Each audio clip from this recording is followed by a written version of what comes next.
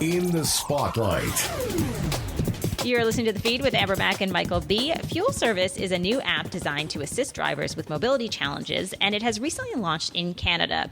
FuelService Canada Ambassador and former Lieutenant Governor of Ontario, David Onley, joins us now. Hi there. Hey, how are you doing, Amber?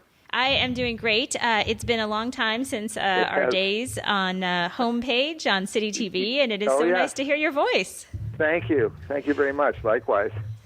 Okay, so let's talk about FuelService. I had a chance to dive into it a little bit, and it just strikes me. It's one of these services I hear about, and I think, why haven't we always had this? This is amazing. So let's dive into how it works. Well, it's great that you phrased it that way because in the long ago times, it's exactly what every gas station had, and that was full service. This back in the era of the 50s and into the 60s when you'd have, not uncommon to have 3 or even 4 gas stations at a corner intersection. And you'd drive in, and a guy would come zipping out and would pump your gas, check your oil, do your windshield, the whole 9 yards. And then over time, of course, self-serve worked its way in, which was okay on one level, I guess. But for persons with disabilities such as myself, it meant that you had to get out, get the pump, and fill it up yourself. And for a range of people, especially those who use wheelchairs and are in adapted vans, it's really not an option at all. And for those folks, the reality was you'd have to go to a no-name gas station and attempt to find one that was full serve. And they're few and far between. And so for, a person wanting to travel any distance where you'd have to fill up, it became and has been a real issue. I mean, I've been driving, I'm 70 now, and I've been driving since my 19th birthday in 1969. And for the first number of years and into the decades, it was not an issue. But then as time went on and became increasingly self-serve, it definitely was an issue, not only just for convenience, but in winter and slippery conditions and rainy conditions, it actually became somewhat dangerous for me. So this is a tremendous, innovation. It's back to the future. It certainly does sound like it's back to the future. But I also wonder, how easy is it for, as you said, if you were mapping out a drive or if you were going on a road trip, is it easy enough for those people that aren't necessarily even tech savvy to map out the way that they're going to go so they can ensure that they do have that assistance that they need? Well, now they do, because Shell stations are everywhere.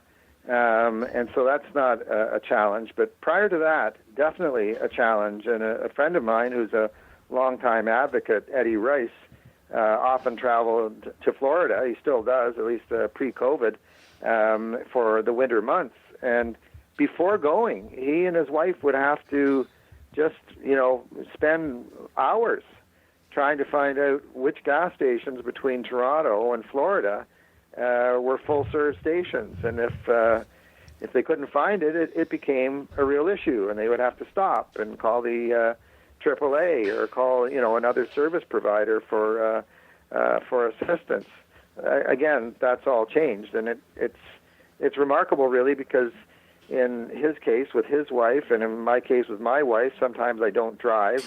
This service still works for the spouse as well, or a family member. If you've got a vehicle that has a wheelchair parking symbol entitling you to wheelchair services, if you will, you don't have to be the driver, nor does that spouse, that person, if they're able-bodied, they can download the app onto their phone as well. So that, to me, is the genius of this whole thing, and that is we're all used to using apps.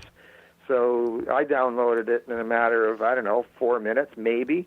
And it's just beautifully intuitive. You just literally pick your station. And frankly, most of us, especially these days, are not traveling far and wide, so we tend to go to the same station. You pick your station, and you let them know that you're going to be coming in the next short while. And you head off, and then when you get there, you go to the designated pump and signal them on your phone that you've arrived and wait for the guy to come out. And it's just like that. And if you want to pay through the window, you can do that too. So, I mean, the whole thing is completely automated, and that came about, that whole payment service was pre-COVID. So now it assumes an even greater importance, because a certain percentage of persons with disabilities have health issues and are somewhat immunocompromised, and so doing something as simple as a transaction through the window with your credit card could be dicey for them, but this just expedites the whole process. It's always interesting, and I'd love to have this conversation with you because you have such a strong background in technology. Every time I speak about technology, I find often people, they forget about people who maybe have different accessibility levels than they do. And I thought it was really fascinating to look on the CBC site when they covered FuelService, and they said that this could be a game changer for, and I'm quoting here, Canada's up to 2 million drivers who are living with disabilities. And just thinking about the numbers there, I mean, it's much bigger than people actually realize. Oh, it's much bigger. It really is. And the next time you're at a self-serve station, just take a moment and look around at some of the people that are filling up. Look at some, senior citizens or people, who may not initially seem to be a person with a disability, but, just casually take a look-see, and you'll see more people than you possibly could have thought possible, but they're there, and the numbers definitely prove it. And it really is, now I'm old enough to remember VHS, but it's like when the first VCR came out, I remember thinking, why didn't this happen a long time ago, right? And I think really great technology and great improvements, you're thrilled when you see what it is. And then the immediate thought after that is, so why has it taken so long? And I mean, the reality is, this has been a lobbying process that's been going on in the province of Ontario for years. And I mentioned Eddie Rice. Well, Eddie's been one of the prime advocates to do this because of his experience when he did get to Florida. What he found was a local area where they stay, the county where they happen to be staying, offered a full service for persons with disabilities. And all you had to do was pull up to the pump, toot the horn, the guy would see the wheelchair parking thing, and out we'd come. With one additional benefit, and this was only in Florida, but maybe Shell will be thinking about this, that you could call in advance and reserve some groceries. And when you get to the station, the guy would fill up your car, but bring the groceries out as well and put it all in one card. So who knows? Maybe that's the next step. It's pretty amazing. I would love to talk to you further, but we don't have any more time. But I do want to encourage people to go check it out at fuelservice.org. And I do also want to let people know that there's no need for a smartphone. You can also use this through an interactive voice service or text message. So I love that they're really thinking again about reaching the broadest number of people possible with Fuel Service and making sure it's available to the most Canadians.